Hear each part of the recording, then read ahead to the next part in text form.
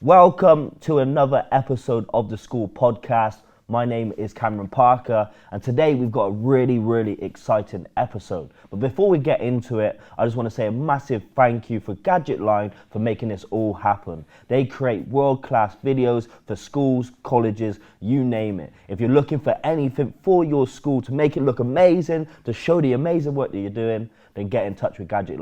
Also, shout out to Dreams to Reality, providing amazing work in schools, mindset, mental health, academic performance programs. We've got a wide range of different speakers and coaches delivering impact every single day in schools. So get in touch with those two. And did it in one take, Brett. Welcome to my first guest today. Brett, how are we? Yeah, very well, thanks. Very well. Thank you for travelling all the way from Brighton to Bristol. Yeah. How's life been for you? Actually, before I get into that, because today's an interesting one, because I'm actually a fan of what you do, but also a fan of you as well. But if you was in the elevator, somebody says, "What do you do, mate? What do you do?" What do we do? Good question. So we are a tracking and monitoring platform. So we're Pupil Progress, pupilprogress.com for those people listening. We track and monitor exactly as the exam board does. So effectively what we're doing is we're taking away the pain points of teachers having to use Excel and Google Sheets to accurately ascertain where students are working at. Our big passion is actually just making sure that teachers have first-class information about where students are, what the plan is, how they're going to get them that grade 6, that grade 7, that grade C if they're in A-levels, grade A if they're in A-levels. Most importantly is do the students know as well. I'll come into your backstory after, but I think today's, it's a great time. The reason why is you're probably here now, and everybody at home listening, I'm a little bit bunged up. The reason why, a little bit poorly, but I had a really busy day in Sheffield yesterday, working with year 11s and working with parents. And funny enough, the school that I was working with used Pupil Progress. And before I delivered my initial kind of bread and butter assembly to 350 of them, they went into a hall and collected results from their recent mocks. The school was treating it like, a mock results day. And that's when I asked, how did you work out the grades? We had a conversation. They said, we use Pupil Progress. So pretty much what they did, and their idea behind it, whether people think it's right or wrong, is they showed students exactly where they're working at. Right now, what's their current grade? So whether the students like it or not, this is where you're working from. Good or for bad, but this is it. And then it was, whether they're happy, disappointed, went into my assembly, and obviously I delivered what I did and workshops throughout the day. Is that the point of Pupil Progress? Yeah, it's really interesting. I delivered a talk recently at a conference, the Aspiring Heads conference, and something came out. I don't know if you've done this. You have a talk, and sometimes you think, I'm just in a space where I just want to talk, and you don't really know what comes out. Interestingly, watching that conversation back, it's talking about the power of knowledge and a plan. If you're saying to someone, I need you to do this, or that's your goal, or that's where I need you to get to, the first thing you want to do is just create that really clear plan of how I'm going to get there. And the thing that I'm most proud of, and what the team have created, is it's so easy for students to see a very clear plan. It gives them comfort and in the knowledge, well, I now know how I'm going to get there. So what has been happening, and this happened with my own daughter, she came back with minimum targets that were really, or I wouldn't say minimum targets, I'd actually say forecast grades. And she was forecast DDE, right? So she's in crisis. Dad, there's none of universities that I want to go to that will accept me if I'm going to get DDE. I've spoken to my teachers. They're telling me that's what I'm going to be able to get. So I brought around, I said, look, come around to your apartment. Let's talk it through, because I know that's not the case. And when we started speaking about where DDE actually is in relation to where she wanted to get, which was A's and B's. And this is what Pupil Progress does, is those students on that day start to understand where they are, But not only do they understand where they are, they can see a plan to get there. Now, some students would have opened that and gone, this is way below where I want to be. But on the same report is, okay, great, but these are the areas that you're weak at, and this is what I'm going to be teaching you, right? So it's not just grade C, grade B, grade A, 1, grade 6, grade 7. It's your grade 7, you're 14 marks away from a grade 8, or you're grade 3, and you're 15 marks away from that 5.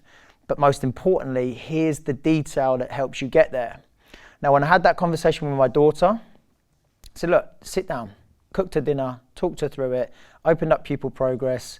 It was business, sociology, and art. Took her through how far she was away. The whole crisis had shifted to, oh, wow, I'm 17 marks away from a B here. Okay. I'm 26 marks away from a B on this one. So if I do better in paper 1, I've actually got a better chance. I'm not very good on paper 3, but actually if I do well on paper 1 and 2, the next morning, transformed. Because what I was saying in this talk is there's peace in a plan. There's peace in, doesn't matter if the bad things are, if I've got a really reasonable plan of action that I can see is achievable, I'll sleep well, right? I'll sleep well as a 40-year-old if I've got a plan, let alone if you're 16. Imagine not having a plan at 16 and no one, well, there you go, do better. What does do better, right? Now I can work hard. I can tell you now, have a guess what, well, I'll ask you, what do you think my daughter got to get into her dream university? After using Pupil Progress, what you expected, potentially B's and A's? ABB. ABB. One of the B's was 1% off an A. Wow. The A was 1% off an A star. I won't go into the art because looking at my daughter's work, I'm biased, but it should have been an A anyway. Regardless, right, ABB was outstanding. Now, what we're driving here is not just a data system that's going to give you a grade to go in the data point. What we're doing here is helping people understand this is where you are, this is what we need to do, and how can we help you get there so that you can feel in control. So the one thing I'll add to that plan, everyone's talking about mental health at the moment. It's a massive topic, right? And you've spoken to 1 million students. Over 1 million students you've worked with, presented with, engaged with. Everyone's talking about mental health. But when you actually really drill down into what's causing stress and anxiety, they are things that we can work with, and people aren't really aware of where to start, right? What's the number one thing that was causing my daughter stress and anxiety? I've got this big life ambition, and right now I don't know if I'm going to be able to achieve it. And then when you actually give people the right information and actually say, you can. Are you guaranteed that? No. Is it going to get given to you? No. But is it achievable? Yes. The moment they can see it, that's it. Like, oh, wow, I need that 7 to get there. I need that 6 to get into that college. I need that 5 or 4 not to have to repeat it again. Is it achievable? Absolutely. Now you've got to get there, which is, we'll hopefully at some point get onto your work as well, but I can get there and I can see it. Okay, so everything you're talking about is exactly what I do. So even this whole concept of having a plan, I've got like this little revision plan. Even yesterday in the workshops, put your hands up if you've started revision. 80% of them not even started. Reason why, so I don't know how to revise, I don't really have a plan, don't know what to do. So I break down the most simplest plan. We start with your ambition, your 10-year goals. Where do you want to go? What do you want to have? So you see this, but okay, guys, the next 6 months are important. How do we start now? Dream big, but start small. One of my key words that I say is a day without a strategy is a day wasted. So a day without a plan is a day wasted. So pretty much what you said, I say, no wonder you feel like crap when you have no plan in place. Yeah. Having a plan does not take away your freedom. Having a plan provides you with freedom. Yeah. And then I break it down and show them, they're like, Do you know what, that's possible? And we were doing the maths, this. If you did half an hour a night, 6 days a week, hour on a Sunday, that's 4 hours. Go to 3 hours of intervention club a week, that's 3 hours. 24 school weeks left. Get your homework done, blah, blah, blah. Worked out 240 hours they can get done of extra work and revision from now until their exams if they just done half an hour a night. Go to 3 intervention clubs a week. Do 3 hours on homework, on other apps or whatever they're doing to get their knowledge. And they break it down and say, I can do that. I can do that. And I've also got 72 hours awake, 3 whole days awake, available to do what I want to do. But I said there's a difference between theory and reality. In theory, I said 72 hours is enough time. In reality, it doesn't feel like it. Why? How many of you go home, walk through the door, chuck your bag on the floor, jump on your bed, jump on your sofa, get your phone out of the pocket, stick on the TV, before you know it's 8, 9 o'clock at night? Well, you know what they say about, I was talking to Megs about this. Megs is my daughter. Creating habits, creating those plans. What's interesting, if we as educators and schools are able to catch this, what we're talking about now, if we're able to catch this, the difference I've now seen, not only just in that one, because you're talking, I'm sure we've all heard and seen some snippet or even listened to the podcast, read the books, around Simon Sinek, the Power of Why, but also the Infinite Game, right? Yep. You could treat that as one small little scenario, which is, I need you to get as best grades as you possibly can for you to get into the best university possible, right? That's a finite goal, right? Yeah. But when you actually really start talking about the power of what we're trying to do, both Pupil Progress, yourself as well, the difference in my daughter's behaviour now is actually playing the infinite game. And what I mean by that is this. We're not just promoting exam success. These are life skills now. Habits, right? Routines. So I get a phone call from her 2 days ago. True story.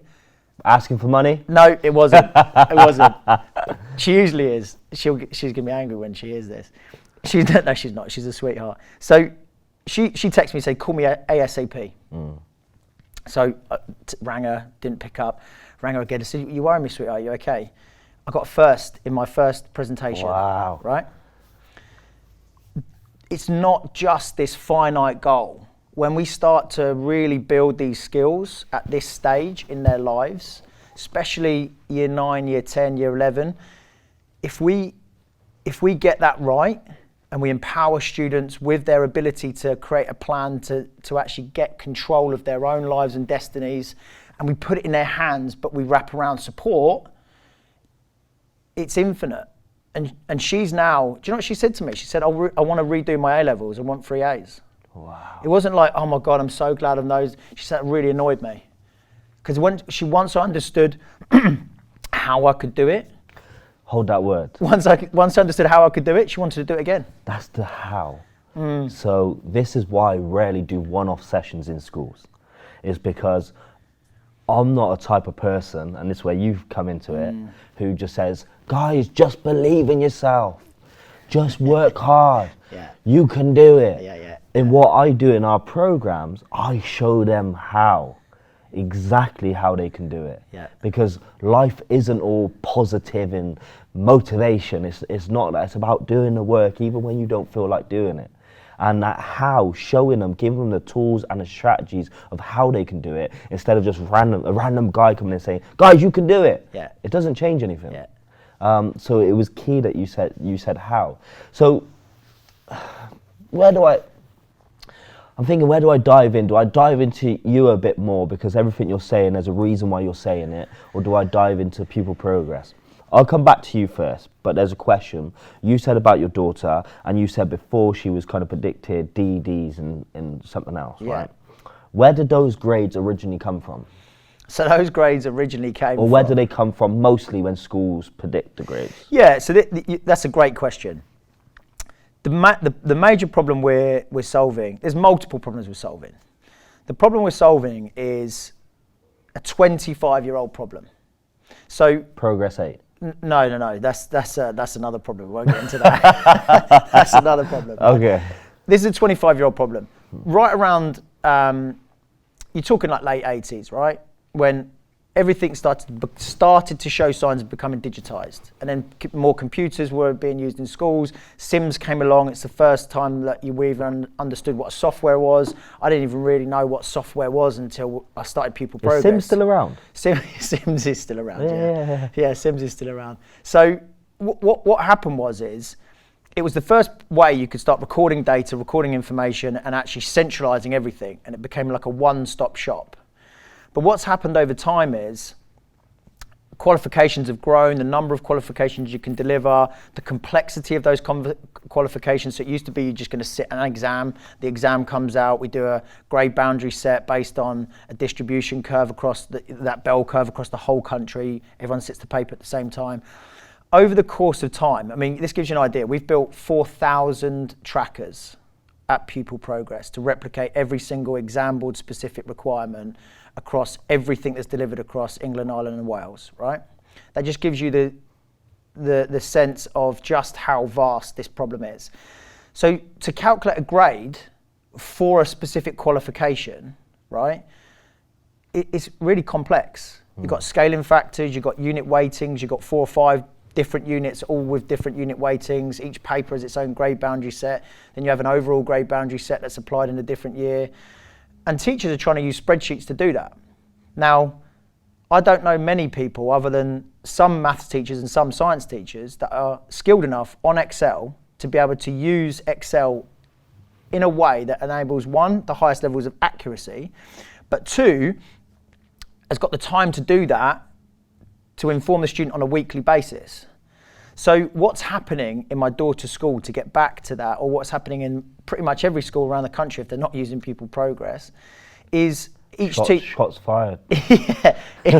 Each teacher is... I mean, and this is not an attack on any school, by the way. At the moment, there's no other way of doing it. Oh, go in. Yeah. Stay in your chair. If you're not using Pupil, I'm joking. Well, yeah. So there is no other way of doing it. Now, Excel and Google Sheets is a really powerful tool, but was designed for business and accounting, and is no longer fit for purpose. And in fact, most accountants have moved off spreadsheets anyway, and are now using Xero and QuickBooks because software is more powerful. Now, what's happening is teachers are setting assessments, they're setting chopped up assessments, or they're setting a full assessment, and then they're giving a grade based on some assessment, and then trying to work out based on last grade boundaries what their grades are what they're working at. And what's coming out is real compromise in accuracy, but also compromise in detail, because they're not now supported by software. Is, well, which topic areas are they underperforming in? What grade boundary set were you using? And also, most importantly, how many marks are you away from that grade? And what did a grade boundary show us from last year to show me if it's achievable? And this is the thing now, is what my daughter came back was this is based on one question from one paper, and then they've added another question from another paper, and they've put that together, and then they've applied a grade boundary. I said, oh, well, how many marks was the paper out of? Oh, it was out of like 30. I said, well, how many marks is the full paper out of? Oh, I think it's out of 120. So I said, they're telling you you're going to get an E based on assessment that's out of 30 that covers 2 questions from 2 different papers. And what our program supports is for you to be able to see, you've done all that heavy lifting for us. You've put all the exam board structure in for me. You've added the papers for me. You've added all of the past papers for me, added all the topic connections so that when I put the data in, it tells me which areas they're underperforming without me having to find any fancy formulas. When I showed my daughter and just said, what did you get in that paper? When I took the paper off of her and we started to put in the question level analysis, so these are the areas I need to start working on. Yeah. Yes, this is how many marks you are away, 17 marks. Okay, so if I can do better in the 12 and 11 mark questions, I'm gonna make a massive grade jump. Correct. Well, I'm gonna revise that then. Yes, practice that, submit a question to your teacher. So what we're helping staff with, and this is not to say, by the way, teachers don't understand their grade boundaries, they don't understand their specs. What they're missing is a system that enables them to take what they know they need in their head onto paper, into an app, into the students' hands, into their plans. And that's what our software does. That's what software is designed to do. If you think about any software, it helps you do what you know you need to do faster and easier. So or more easily. It's not just helping students, then, is it? It's helping teachers as well. It's helping the whole organisation. It's helping literally every single person in the equation. It's helping parents. Parents are loving the reports. We've had one school come on board recently because another school nearby had basically had requests from parents because they're obviously going to have coffee with the mums from the other school. It's helping the students. It's helping the teachers. It's helping the heads of department. Heads of department under severe amounts of scrutiny. I taught for 12 years and I was under massive scrutiny as to whether you're going to deliver against your minimum target grades. It's helping the assistant principals who are, an assistant principal used to be an English teacher who's now line managing history, or as an English teacher who's now line managing PE, can now understand and help and support that PE lead or English lead, even though they're not a subject specialist. And not to mention the head teacher that's now got oversight of the whole entire school, and trust leaders that have now got a whole entire oversight across the whole entire trust. So is that where Pupil Progress was made then? Because you as a teacher, so you understand the pressure, you understand the workload, you understand the stress. Correct. Do you want a brief? Yeah. Yeah. So I'll give you a brief. It's always an awkward one when I ask stuff like this because I already know the answer. Yeah. I gotta pretend I don't know the answer. Yeah, but for everybody listening, I mean, into it. It was a really interesting. I was really committed. I was teaching in Bermondsey. I taught in Bermondsey for 10 years, right in the centre of London, just off Tower Bridge. I was only supposed to be in London for 2 years and ended up staying for 10. You know what London's like; it just grips hold of you. So basically, what happened was, we were a City London Corporation school. We're one of the first academies in the entire country. And there was a lot of pressure to raise attainment because the school at the time I joined was not doing very well. Now, new head teacher came in. We had several head teachers through the 10 years that I was there. There's a lot of pressure to deliver on results, quite specifically against minimum targets and making sure that you get an X amount of students at the time that were getting above a C, right? Loads of measures have changed between now and then. I couldn't see in a really easy way, and easily digestible and easy to communicate across my team, where are the students now? So PE is one of those examples, right? You've got a practical element that made up at the time like 60% of the course, then you had a coursework element, then you had an actual exam paper. The exam paper had its own grade boundaries. You had to convert all of those three to a UMS, and then the UMS mark was then converted to a grade boundary. So you can imagine a headache trying to make a spreadsheet to do that, right? So I begged my brother on Christmas Day, sat down with him and said, look, I know how the course works. I need you to help me with a spreadsheet. Rock and roll Christmases at the Griffin household. So we spent Christmas Day working together. And at the end, what came out was this automated, very basics version. We actually had a look at the version about 2 months ago. We found it on file and we were like, wow, that was the first ever version. And it was trackpe.com was the first ever version. I started using it and instantly I started putting the data in on the day. That's what they got for their football. That's what they got for netball. That's what they got for coaching. That's what they got for the officiating. That's what they got for the coursework. I know that they got that in the exam. And it just showed me in real time, that's their grade. That's how many marks they are away. And then it produced a report. And that's all it did.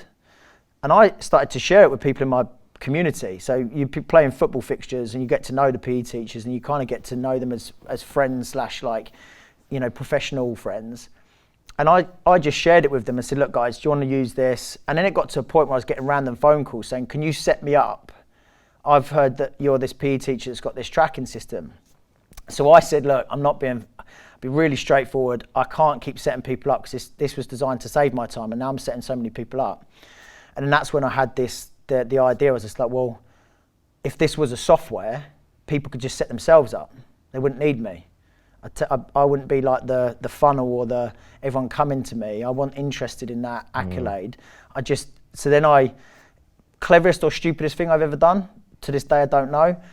I then spent my life savings on taking that to a web developer and saying, can you make this into a software that's going to actually do this but allow them to log in and create?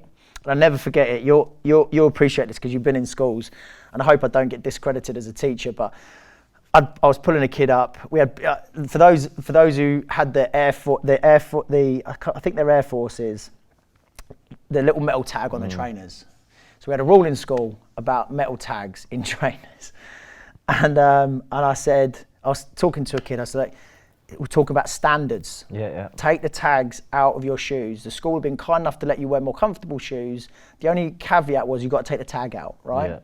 So I'm talking to him about his tags, and I got this ping on my phone from PayPal that someone subscribed.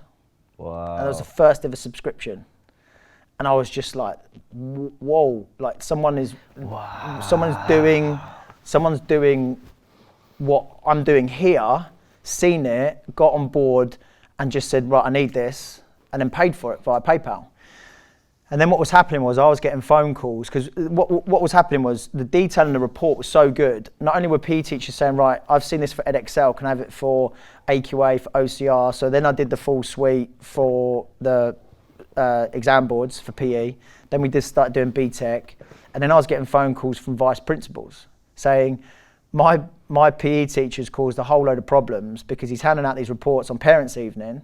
The parents then go into the geography teacher or the French teacher going, can I have the report? Yeah. And then they're going, what report? And they're like, oh, this one, the one I've just got from the PE teacher. Yeah. And then they're taking it and going, why? And then they were complaining to head teacher that they're allowed to buy this system that does all this for them. So I was getting calls from vice principals. And then that's when a bit of life strategy here is that's when I really sat down and started talking things through with a lot of people in my. So this was when you were still a teacher? Oh, full. Like I was at the time doing my master's in educational leadership because I wanted to be a head teacher. Did you? Yeah. So I completed that master's. It damn near broke me. The guy, my mentor wanted me to publish the paper and go on to do my doctorate, and I just said, listen, I'm on my knees. I can't. Not just to get the doctor in front of your name. Well, that's the only reason I would do it. Yeah, I mean, I was so tempted to be. I mean, having done the masters, I'm sure some people lie about it anyway. I think some people start their doctorate, don't finish it, and then still call themselves a doctor. But I knew how much work went into the masters. I just said, listen. At the time as well, I got diagnosed with dyslexia while doing my masters. Wow. So it was really a real lot of growth personally for me at the time. Now, what then happened was I had a lot of conversation with people in my network to say, at the moment I'm doing both things really, as best as I can, but they're both suffering. And I couldn't stop thinking about the solution that now exists. Then I was obsessed is probably an understatement about getting this into schools, solving this major problem, getting better information into the students' hands. I just got so obsessed with it that I sat down with my head teacher and just said, listen, look, I'm going to go and get this off the ground. I'm going to give it a go, handed my notice in, and then went and left teaching to basically start Pupil Progress.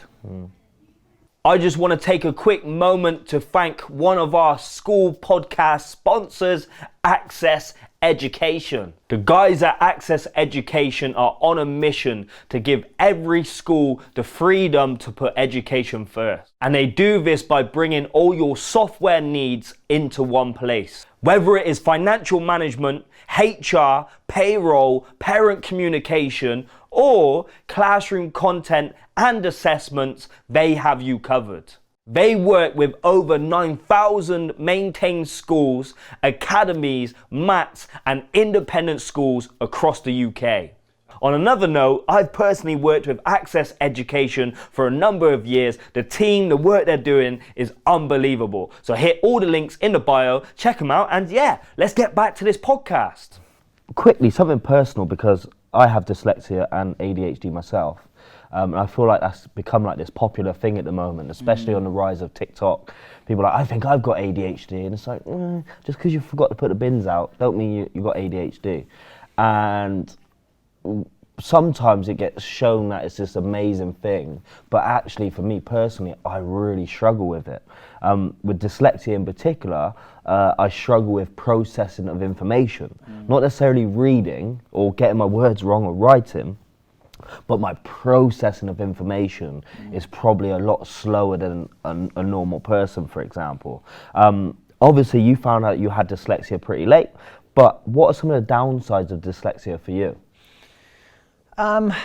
It's weird. I actually now don't think there's any downsides. And the reason why I don't think there's any downsides is I've made this shift in, I now know some of the major benefits it comes with. So looking at the way that our team grows and is growing now, there's so many people in our team with just such varying levels of skill. And what it's enabled me to do is see, well, that whole, remember the superpower motion, right? Or notion, should I say, which is like, everyone has a superpower. Well, I've started to understand that dyslexic, Richard Branson's been talking about it, dyslexic thinking. If you put me in front of something that required workflows and if functions and learning how to use a spreadsheet analytically. That's your... No, that's not, okay. Right? That to me is an absolute nightmare. But what I'm really strong at, so I've got people in the team that do that because I'm attention to detail. I've got attention to detail for certain things and just poor attention to detail for other things.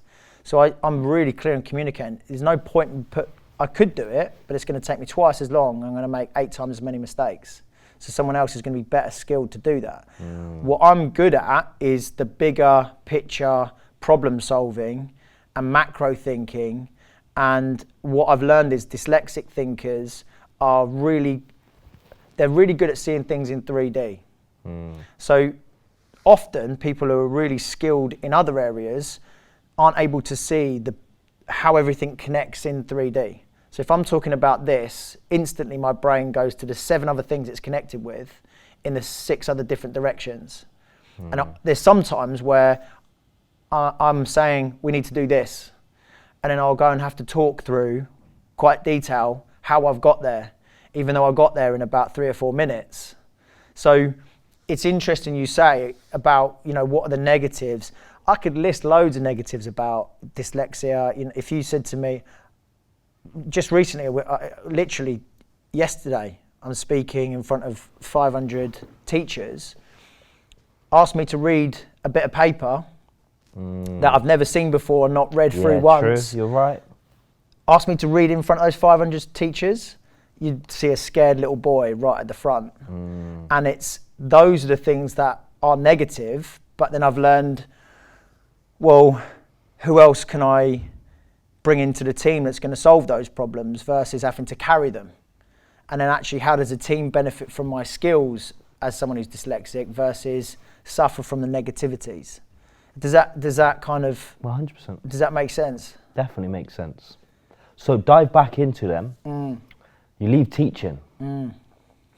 Was that a hard decision for you at the time? Are you passionate about teaching? Because you must have been, if your goal was to potentially become a head teacher one day, you must really be passionate about education. You still work in education, and your impact is probably greater now because you're helping teachers every single day. But was that a big decision to leave? Yeah, I'll try and keep this quite punchy and but also as engaging as possible. It was a very difficult decision because the PE team that we grew at the City of London Academy was just a really outstanding place to be. The real tough part for me was not only did we really raise attainment, and most importantly, we raised students wanted to engage with physical activity. They loved PE. They loved it. And we joined the school where they hated PE. So it's not just this foregone conclusion. It wasn't a safe place. They weren't actually getting there was no purpose to the learning. Now, what we did was we transformed that whole department, so much so that I brought in a guy came in, his name's Jackson Gibbons. He still runs it now. It's the most successful basketball academy in the country. Wow. And they've sent over 180 students on full scholarships to Division 1 and Division 2 universities in America, right, from Bermondsey. And That's unbelievable. Yeah, we built something incredible, and Jackson, insanely skilled coach, had a real vision, sold me the vision, and delivered on the vision. It's still the vision of what it is today. It's, I mean, if people listening to this, they should go and look it up. It's an incredible case study of the power of sport. Now, the difficult decision for me was leaving that department, because as a team, we'd put blood, sweat and tears into growing that department. In terms of missing teaching, the truth is I love education and I loved teaching for certain elements. I actually reflected on, and this is the honesty, and I'm always a believer in honesty and transparency. The actual teaching in classroom, I didn't miss that much. And I actually learned that as I was leaving, that side of it, I was not as passionate about it as what I thought I was. But what I did love was impact on a young person, impact on their behaviour, impact on their attitude, impact on their growth skills. That came through in the basketball academy in bucket loads. People, the coaching team, changing students' perceptions, motivations, changing the way in which they see the world and seeing the art of the possible. They're the things I miss. I missed at the time leadership, because I left a team of like 11 people and then was just by myself in my parents' house at 34. So I really missed, one of my biggest passions, which is leadership and leading well. Because if you're a poor leader, you don't really understand the impact on someone's mental health. That will creep into their physical health. So I'm really passionate about leadership too. I get to do that now because we've got a team of like 33 people, an executive team. So I'm really engaged with fine-tuning my leadership and always on that lifelong journey on leadership. Something you can't just tick a box on. It's forever. It's something you just have to evolve and adapt. The way the world changes, you can't ever stop thinking about how you can be better. So, yeah, I do go into schools, and sometimes I miss those conversations with the kids.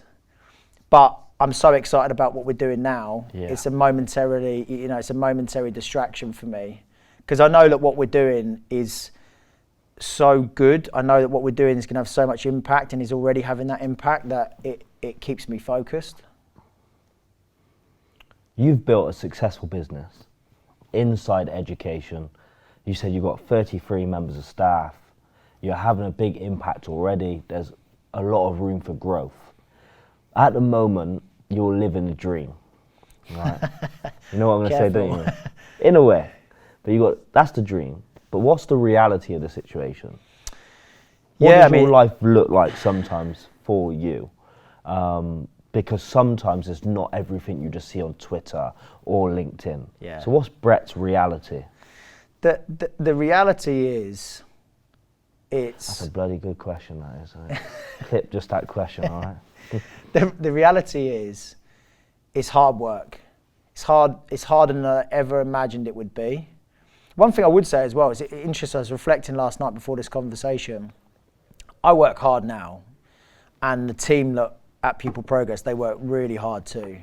I've never worked as hard as what I did as a teacher, ever. Really? And no one really understands it, because I do have a little bit more control over my rest and my ability to look after myself. I've got more control over that. In teaching, you've got no control over that. Is that just because you're a CEO, though? Well, that comes with some. But also, if you want to take a day off. Yeah, that's true. Now, we're in an event. At some point, the truth is this: at some point, we're going to be in a position where I will be in a place where I can be much more free thinking and not in the day-to-day. Right now, I'm up at 5:30, I get my workout done, I'm in the office or at my computer by 7:30, 8 o'clock. That's pretty much every day, 24/7. The times I take off are in the summer and at Christmas, but generally I take some time. We're really passionate in the business about trying to maintain sustainable growth. So everyone in the team, your day finishes, you go home, and we don't take laptops home. And you come in at a set time, and we want you to rest and recover, and we don't have emails outside of work. The reason is I want you working really hard when you're in work and be able to rest and recover when you're outside of work. The realities of getting these things off the ground is it is just relentless. There's a lot to be done. There's a lot of things that create pressure. It's a dirty word in education. You have, as a business, to keep providing the service you provide, you have to make money. So it's the reality. Maybe on social media it looks like Brett's living the dream. The CEO title I've seen in other tech companies and other businesses trying to scale, it's a dangerous title. I actually don't really believe I'm CEO. I'm CEO by default. Really, I'm one of the directors in operations, because CEOs, true CEOs that are in massive businesses, they're working at a level where they're thinking strategy. They're not in any level of the detail and the day-to-day, so that they are making sure that they can protect down the road. Now, it's very easy. People rush to say, "Oh, I'm the CEO." Yeah. Well, actually, you've got one member of staff. Okay. Yeah. You got to be careful with that. Now, slowly, actually, I am becoming CEO, because as the team grows to 30 to 50 to 60, that's what the business will need. I'll be honest, at some point, I'll probably bring in someone who's got a better skill set than me. I'll always be founder, because I've got so much passion for what we're doing. But at some point, it will become clear that there's someone's going to be able to do a better job than you, Brett. So you need to get out of the way, because you've got employees now that need a better version of yourself in that particular area. That's what companies like Gymshark and stuff like that. Yeah. And I used to listen to that sort of stuff, and okay, I'm kind of, now I feel it, because there are things where it's a learning curve. It's like this, steep, really steep. What are some transferable skills from being a teacher to doing what you're doing now? Oh, it's such a good question. I've thought about this loads. It's so fascinating watching teachers, one, their loyalty to the profession and the guilt they carry if they want to leave. Really? Listen, teachers listening now, if you have loved your job and you no longer love it, and you really feel like you want to try something else, park the guilt. You've got to do what is going to make you happy, and allow another teacher to come into your space.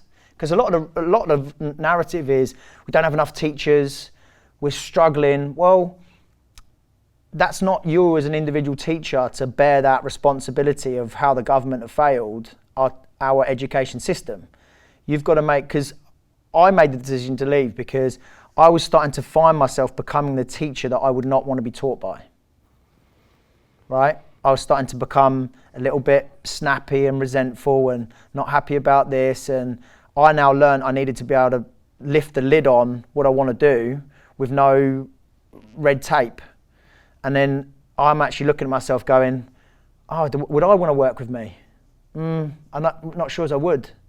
And then when I found what I wanted to go on to after a really amazing 12 years, I believe now I am someone that someone wants to work with because I'm happy, right? So teachers listening to this, don't feel the guilt or try not to feel the guilt of the teaching profession needs you and you're letting people down and what other teachers think, because it's something that students need people that want to be there. Students need people that are enthused and engaged and are excited to be in the classroom. So just, it's one of those things to really, really think about. Apologies, I've forgotten the first part of the... But I guess the argument would be maybe Brett, half of Brett teaching is still better than a supply teacher coming in. It's a difficult one, and even if some people might not have the goal or the dream that you had, but they're still not enjoying teaching. So is there a way of you learn, obviously it's not just for teachers, there's so many people in their own jobs, they hate their jobs at the moment. And sometimes it's easy to say, just get out. Sometimes that 100% is the answer. Is there other things people can do to start, what do people need to do to start enjoying life a little bit more or enjoying their job a little bit more? My name is Sian Lord and I help deliver the Girls Growth Programme, a programme that helps deliver impact for teenage girls, ensuring that they're happier and healthier on their school journey, with a big focus on relationships, friendships, body image, self-esteem, mental health and mindset. I'm Natalie. I'm one of the leaders for our Girls Growth Programme, where we discuss important issues such as self-esteem, diet, exercise and confidence. Think of 3 unhealthy habits that you have for yourself at this moment in time. And when you don't get enough sleep, it's harder to regulate your emotions and small problems can seem much bigger than they are. Exercise isn't just about looking good or staying fit, it's vital for your mental health. So get in touch today to get the support that your girls need now. Yeah, I mean, the thing I forgot to talk about was the transferable skills. And there's some things I can say around teaching that I could talk about now I've been out of teaching. I don't think teachers realise just how transferable their skills are. I think they just think it's so alien and it's so disconnected to real world. When you actually make the transition, when you I'll give an example. It was like a year into Pupil Progress. I'm on the train and a girl was talking to a guy on the train. I'm so nervous. I've got this presentation in 3 weeks' time and there's going to be 12 people in the room and I've been running over it and practicing it, and I was just thinking, like 12 people. Now, any teachers listening to this, they do 30 people 6 times a day, and if they're chucked an assembly, that's 800 kids, and then if they do well in the school and they become one of the senior members of staff, you're doing a whole school assembly, and then so there's your first transferable skill, is you can communicate. So it's not just your ability to talk publicly, you've also got really outstanding communication skills. Probably organisational skills. Time management. Problem solving. Being a leader. Yeah, if you think about a school day, if everything's going against you, and any teacher now will go, yeah, I know what you mean. I can give you 100 things that will go against me in today. I've got 3 free periods, right? I'm on the way to school and I'm thinking, great, I've got period 1, I've planned the lesson, I've got 2 free periods, I can plan that lesson in that time. Everything's great. You pull up in the car park or you get off the train, you walk in the door and everything's against you. There's the parent that's just come up and turned up because they weren't happy with the detention. That's the 20 minutes you were going to go and make a cup of tea, get yourself set up for the day, gone. You walk down the corridor, really high standards. I'm a head of faculty, there's 2 kids having a fight, I've got to deal with that. I can't just walk past it because the kids will see them, I don't care, so then it becomes a culture of the school. Your day, you learn how to think on your feet, you know how to deprioritise, reprioritise, organise yourself.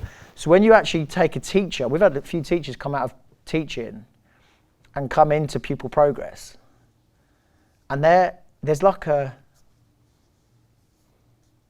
so I can just go over there and make a cup of tea, come back, get myself set, and then in an hour I can just go and make another cup of tea. Yeah.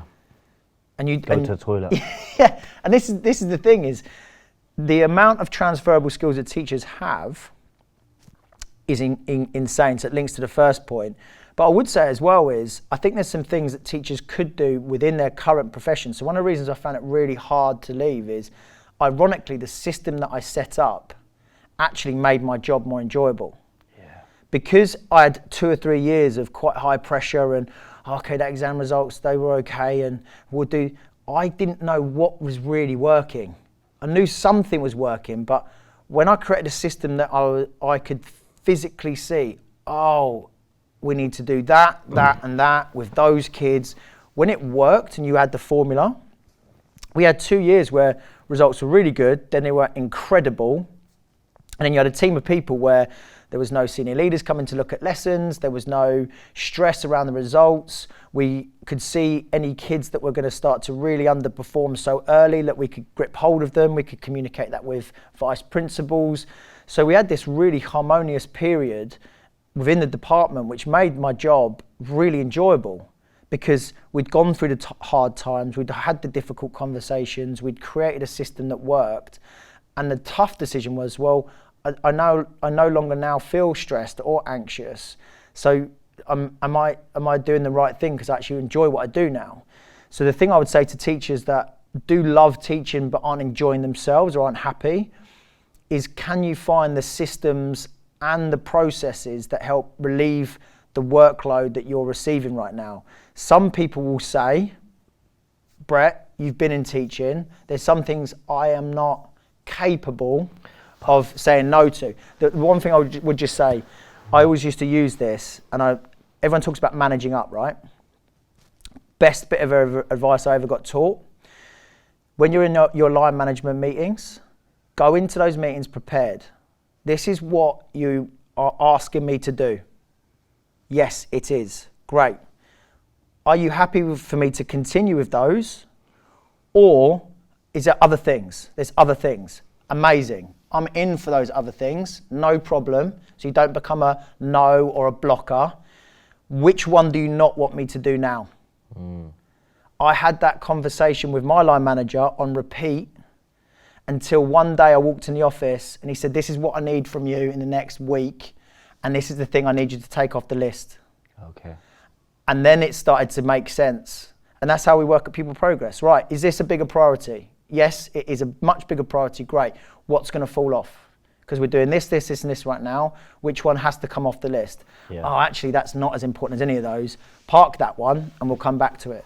Those are things I can really push teachers to do, is actually sit down, be really organised with what it is and you can manage up in a really constructive way, and you can manage up in a way that is more empowering and less confrontational. That's one thing I would say about a teacher's workload. I also believe personal growth comes into this quite a little bit as well. So what I mean by this, over the last 2 or 3 years, I've just been delivering constantly in schools, running programs, and I've not been enjoying it as much.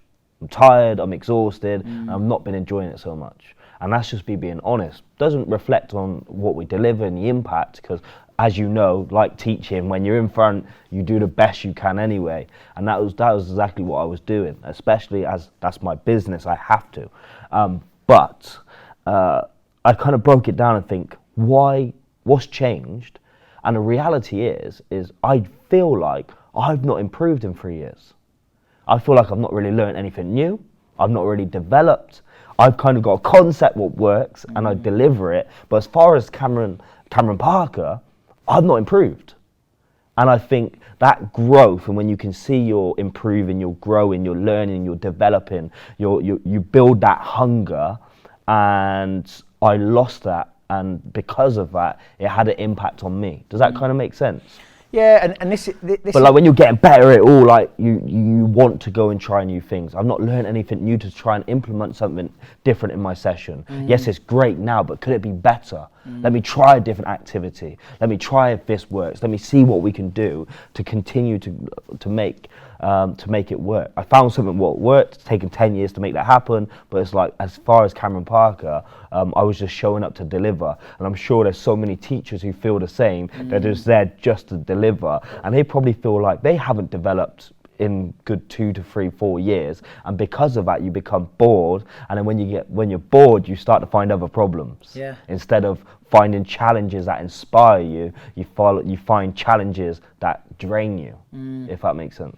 Yeah, the education profession is so tough because I have so much empathy for teachers, for senior leaders, because you're working in a system that's very rigid and relentless. You get real low amounts of respite. So it's very easy from someone outside in saying, just do this and just do that. It's a really complex culture and environment, right? I often think if I was ever to go back to become a head teacher, things that I would strip, things that I would not allow my teachers to do, things that I would really properly cut back on, because I think So it's not a case of what do we do, it's what do we stop doing? Oh, it's as far as I can see, it's everything we should be doing is what do we not need to do versus what do we need to do. And that's the narrative, is we need to do this, we need to do this, we need to do this, when actually my belief is slow is fast, less is more. And actually allowing teachers to, I've been using this analogy recently and I don't know why, but it seems to make sense. You go to a train station, you're on the platform, you see a conductor on the platform, right? And they're walking up and down and they're calling the trains. Now, their job... Get back over the yellow line. Yeah, well, their job, right, is to be on platform, to call the train, and to just be available to answer any questions, right?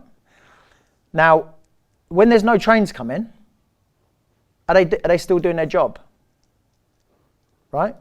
And this is, well, they are, because they're on platform, they're visible. I'm still doing my job. Whether there's nothing happening or not, they're still doing their job. In teaching, when you're not doing anything, if you're not doing anything, you're not doing your job. Mm-hmm. What are you doing? I'm having 30-minute rest so I can be best prepared for next lesson. Or I'm having an hour where I'm listening to a podcast so I can get myself fresh to be engaging for period 5. You're not doing your work. No, me resting is me doing my work, right?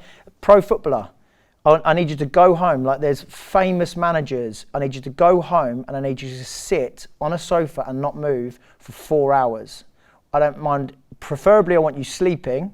And if you're not sleeping, watch a movie and don't move. That is a requirement of your performance. Whereas if we adopted that model, and it'll be like, right, guys, you finished training, you need to do the changing room. You need to go into the canteen as well, help get ready for, breakfast for next morning. This is what people don't understand, is what's being asked of teachers in between the core responsibility. In my world, I'd be like, the only thing I want you to do is teach today, that's it. Anything in between, if you've got some time to do some marking, make sure you're refreshed, ready to deliver each lesson. That's it.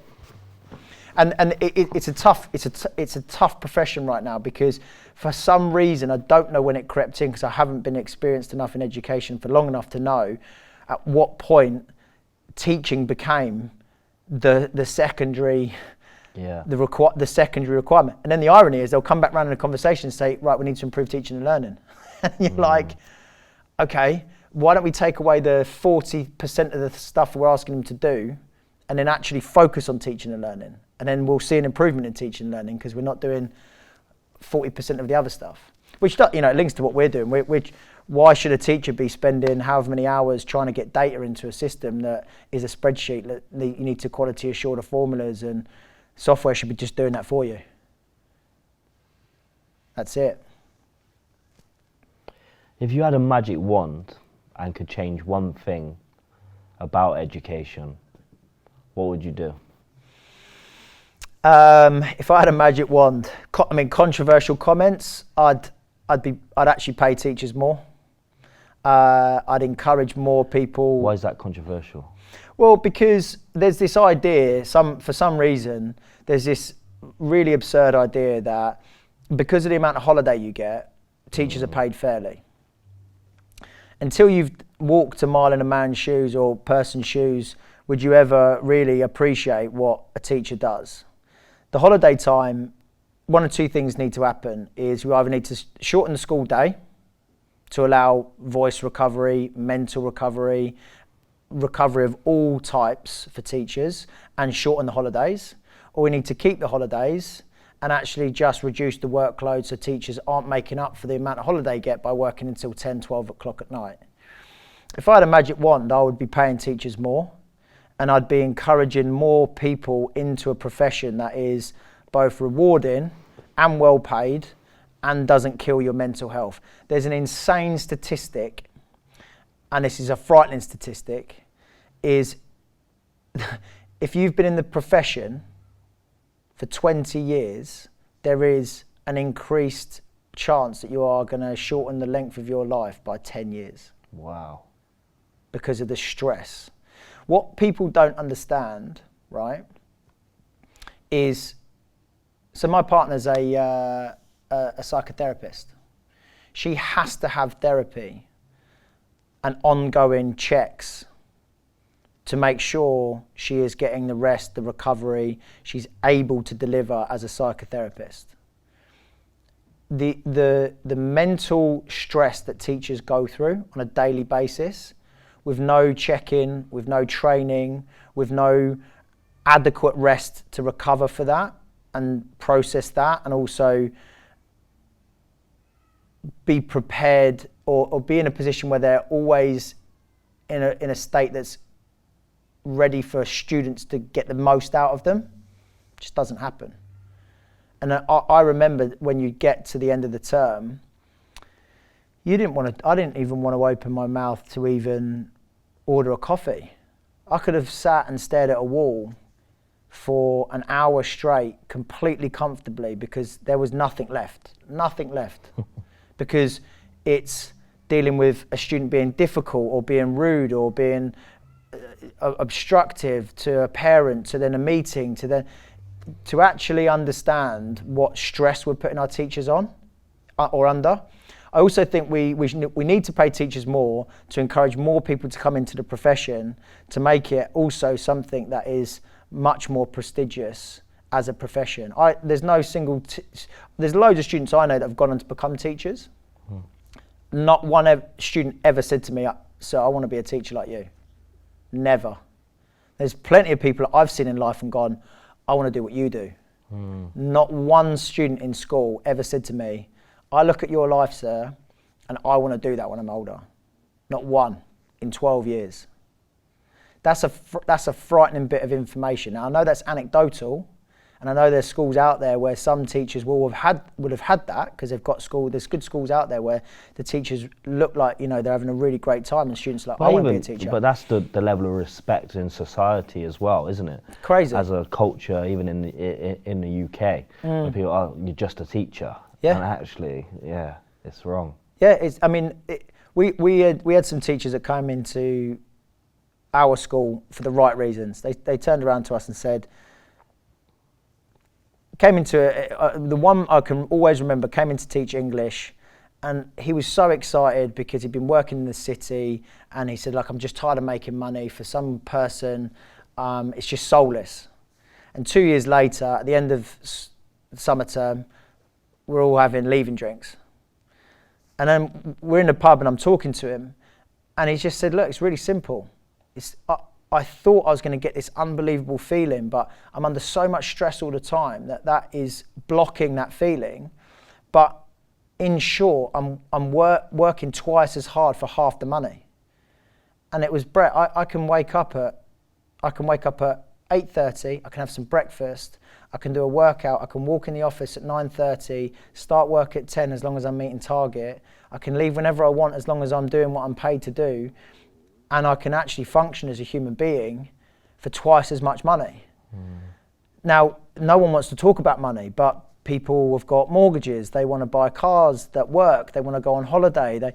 Unfortunately, money makes the world go round. I'm not saying we all should be driving ourselves into the ground until we're driving Range Rovers, but we want to be able to enjoy ourselves, right? So I think if I can wave a magic wand, I'd be paying teachers more, and I'd be actually setting an expectation on what teaching actually should and should be, giving teachers the recovery time that they actually need.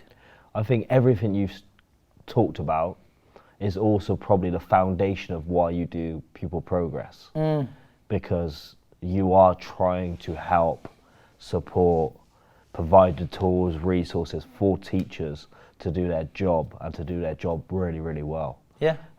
Which is amazing. What inspires you? What inspires me? I think, that's a good question. What inspires me? I really love solving big problems. So when I see people that have solved big problems, that gets me excited and inspires me to do and carry on what we're doing. Okay. Someone launches a really big software. They launch something that solves some problem that someone's had, and it catches fire. That's what inspires me, is when someone's solving a major problem that makes someone's life just infinitely easier. The back end of that is they end up growing a really great business too. So if you could sit down with anybody, dead or alive, for a chat over dinner, who would you sit down with? There's a few people. I mean, there's some common ones that I'd love to sit down. I'd love to have a conversation with Simon Sinek. Okay. I think he'd be a great person to speak Do to. leaders eat last or do they eat first? Oh, so yeah, I mean, really, yeah. Leaders eat, in my world, leaders eat last, and I don't mean as magnanimous, but as in, if you think as a leader at some point everyone just runs around for you, you just park that. And the really good leaders, in my opinion, are the ones I've seen and the ones I emulate to be, are the ones that understand you've got to work just as hard as everyone that's working for you. If your day looks different, doesn't mean you're not working hard. And you've got to walk the walk. If you want that culture in your company, you have to be the culture. You can't just tell people what is expected. You've got to show people what's expected. And then people end up being motivators to you as well. Because the days when you're low and you're a little bit, and the team are leading by their own examples now, you go, oh wow, this is the standard that we set. And it becomes a we, not a I. And then it raises your game as well. And when someone in my team turns around and says, yeah, you missed that, Brett. What happened there? You're like, yeah, that's my fault, apologies. And then I'm appreciative of the fact that we've set the standards as a team. But Simon Sinek would be another one. It's so cliche, but I've listened to so many of his podcasts. Stephen Bartlett, I think it would just be so interesting to talk to, because someone so young that's done so much with so many businesses is just a fascinating listen. Give us one more. Give you one more. I don't know why I would really, I always feel like Barack Obama would be so interesting. Again, it's such a cliche answer, but I still can't, I can obviously comprehend it because it's quite an obvious, it's the president, well, Mr. President now, former President of the United States. It's easy to comprehend that their day and their schedule is so vast, but to speak to someone that was the leader of the free world and how you manage and lead and prioritize such huge issues, it would just be a fascinating listen to see how someone of that level of leadership dealt with that and did it successfully. That would be a really great conversation for me. And what's next for Brett and Pupil Progress? Next for me, really, I'm really focused on our short and medium term goal for delivering first class software to the schools that are using us and the schools that are soon to be using us. We really want to keep growing the software so that it adds more and more value. In the future, I'd love to continue my work in the education sector. I'm really passionate about bringing education into where it should be right now, in line with where the rest of the world operates. At the moment, it's still just so far behind. So I don't think Pupil Progress is going to be my only educational, company that I work on, and I don't know how long we're going to be working on Pupil Progress. I see, for the foreseeable future, but there's so much I'm looking at education that I know we could add value and improve on. Do you still think you got a headship in you? Do you know what? I spoke to one of my friends about this. I would love to start a school, and I'd love to be involved with it, and I'd love to appoint a head teacher, because the truth is, if I became a head teacher, I wouldn't be anywhere near as good as a head teacher's been doing it. Yeah. But I'd love to get a school up and running off the ground. Number one, I would be driving the importance of physical activity. It is mind-blowing how we are not, as educators, driving increasing physical activity in schools. It is mind-blowing. It would be mandated in our school that you had to engage with at least an hour of physical activity every day to come to our school. That might be some form of yoga, that might be a Zumba class, it might be time in the fitness suite, it might be actually games you enjoy like football or cricket or badminton. It would be something that helps you understand the power of physical activity and on your mental health. The other one I'll be driving as well is nutrition. I don't know how we don't talk about nutrition as much as what we should be in schools. And part of the curriculum will be teaching students about what is nutrition, how to actually get the best nutrition, and thirdly, how do I actually prepare meals so when I leave school, I can still look after my health, right? Because even when we talk about motivation, we talk about really you lack motivation, but is it just because you're exhausted? How many hours did you sleep last night? Are you currently vaping? Are you doing 3 energy drinks a day? Whatever it is, all of these different elements, it's not that you lack motivation, it's just that you're exhausted. And you're not putting the right things in your system. So I've put on about a stone in myself. I've been injured and I can't do jiu-jitsu, can't do the exercise I want. So I've just been like avoiding everything myself, but it's probably because I go back to my old habits, not the new habits that I've created. And it's like, it's ingrained in that part of your culture, I think. So Brett, to wrap this up, where can people find you? You can find us at pupilprogress.com. You can find me on LinkedIn, Brett Griffin. You'll see founder of Pupil Progress. That's the best way you can get in contact. There's a button on there that you can just schedule a call with an expert. It says, I believe, on the website. But I also do think it's important for teachers to potentially reach out to you as well, I think, because your position is very unique and it just goes to show you've built this successful business off the base of pretty much your passion, but also your passion for teaching and education, and also just providing the best, which ultimately drips down to our students. So, before we get stopped again, I just want to say a massive thank you, Brett, and we'll connect again soon. Absolutely, I've loved it. Thank you.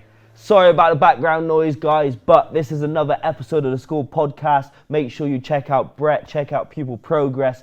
Genuinely, I would not have people on this podcast I didn't believe in, and the work that you are doing, I've seen it in schools, the impact is there, and I'm a massive fan of it. So check Pupil Progress out, and I'll see you on the next episode. Bye-bye.